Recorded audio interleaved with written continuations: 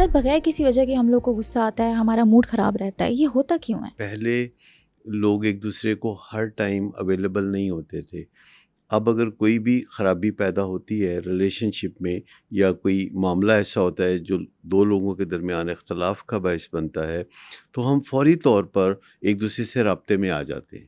پہلے بعض اوقات ہمیں اگر خط لکھنا ہوتا تھا تو کئی دن میں ڈسٹ بیٹھ جاتی تھی, یا اگر ٹیلی فون کرنا ہوتا تھا تو یوزولی آسانی سے ٹیلی فون پہ بھی رابطہ نہیں ہوتا تھا.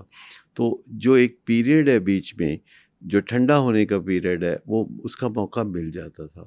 آج کل تو ہم ہر وقت کسی کو جب چاہیں دنیا کے کسی بھی وہ کونے میں ہو, ہم اس کو پکڑ سکتے ہیں اور اپنا گریونس نکال سکتے ہیں. اور پھر دوسرا بندہ بھی جب اچانک کوئی بات سنتا ہے تو وہ رد عمل دیتا ہے, وہ سوچی سمجھی کوئی بات نہیں کرتا. یہ جو فوری کے فوری اسپونٹینیس جو رسپانسز ہیں ہمارے, جو انٹریکشن ہے جو بہت کوئک ہونے لگا ہے, اس میں سوچ بچار کا موقع نہیں ملتا. پھر جو ذہن میں پہلی بات آتی ہے وہ ہم کر دیتے ہیں. اور آپ کو پتہ ہے کہ اگر پانی بھی زمین سے نکالنا ہو تو جو شروع کا پانی نکلتا ہے وہ کھارا ہوتا ہے. تو ہمارے دماغ میں بھی جو پہلی بات آتی ہے کسی سے کرنے کے لیے, وہ کوئی بہت ہائی کوالٹی نہیں ہوتی. کسی بھی مسئلے کا جو پہلا سلوشن نظر آتا ہے وہ اچھے والا نہیں ہوتا, وہ ایک بہت ہی لو کوالٹی سلوشن ہوتا ہے.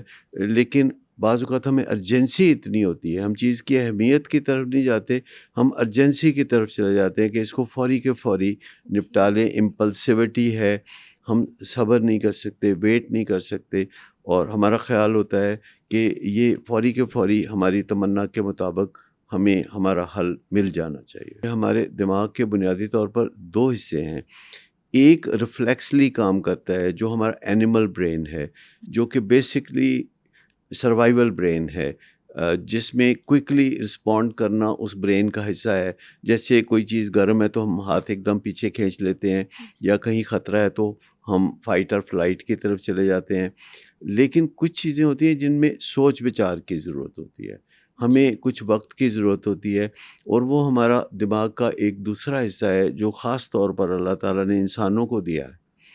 انسانوں کو تو جانوروں والا دماغ بھی دیا ہے, لیکن انسانوں کو ایک اسپیشل انسانوں والا دماغ بھی دیا ہے جسے پری فرنٹل کارٹیکس کہتے ہیں.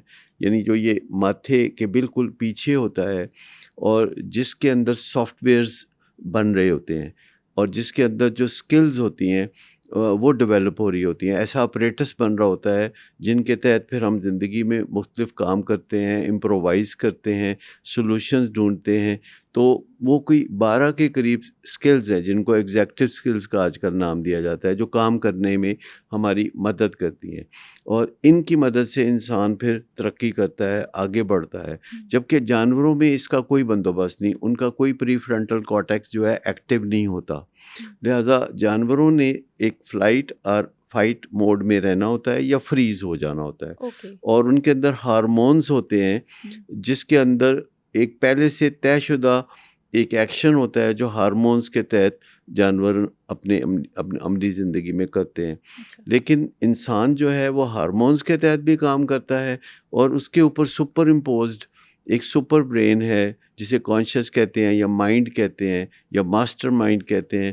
تو وہ اس کے اوپر ایک پابندی بھی رکھتا ہے کہ تم نے یہ کرنا ہے اور یہ نہیں کرنا. تو بات یوں سامنے آئی کہ